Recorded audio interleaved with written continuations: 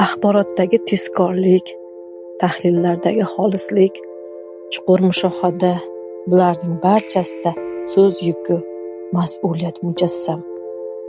O'zbekiston Respublikasi Prezidentining 2022-yil 27-iyundagi FQ 294-sonli ommaviy axborot vositalarini qo'llab-quvvatlash va jurnalistika sohasini rivojlantirish chora-tadbirlari to'g'risidagi qarori imzolanishi bilan matbuot va ommaviy axborot vositalari sohasida ham ko'plab islohotlar amalga oshirildi.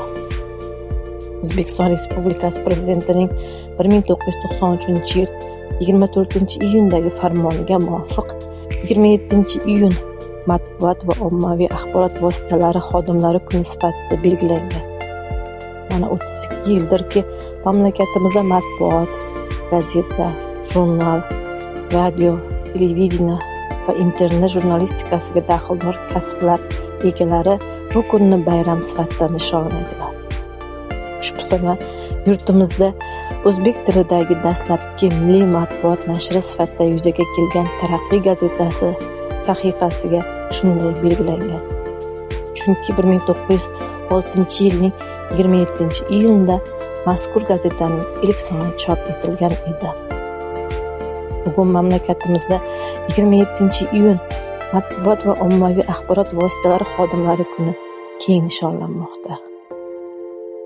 Bu ayyom nafaqat o'z hayotini shu sohaga bag'ishlagan fidoyi insonlar, balki ularning mashaqqatli ijod va mehnat mahsulidan bahramand bo'layotgan millionlab mushtariylar, tinglovchi va tomoshabinlar, butun jamiyatimiz uchun ham qadrlidir.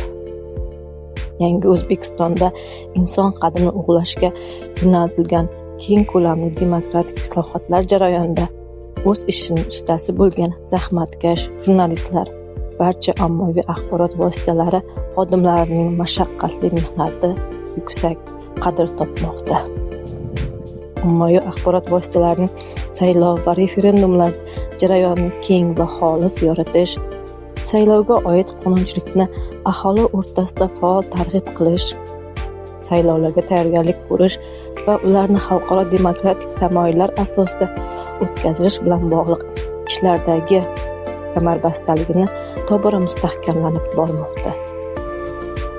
Ushbu shukuhni kunlarni mamlakatimiz ommaviy axborot vositalari xodimlarini, yurtimizdagi barcha ijod ahlini ushbu ajoyib bayram bilan samimiy tabriklaymiz. Ularning el-yurtimiz ravnaqi yo'lida olib borayotgan qizg'in faoliyati va ijodiy izlanishlarda ulkan muvaffaqiyatlar, o'zlariga mustahkam sihat salomatlik, oilaviy baxt va omadlar tilaymiz. Barcha matbuotchilarimizga ushbu bayram muborak bo'lsin.